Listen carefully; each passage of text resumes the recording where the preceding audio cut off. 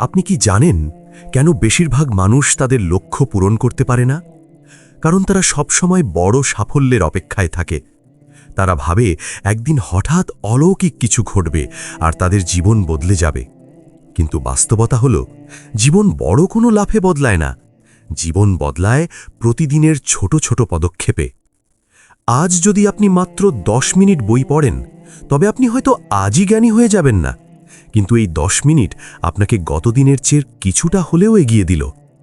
আজ যদি আপনি 15 মিনিট ব্যায়াম করেন, তবে আজই আপনার শরীর সুঠাম হবে না, কিন্তু আপনি আপনার অলসতাকে জয় করার লড়াইয়ে এক ধাপ এগিয়ে গেলেন। মনে রাখবেন, বড় কোনো পাহাড় জয় করতে হলেও প্রথম ছোট পাথরটি আগে সরাতে হয়। সমুদ্র তৈরি হয় ছোট ছোট জলকণা দিয়ে।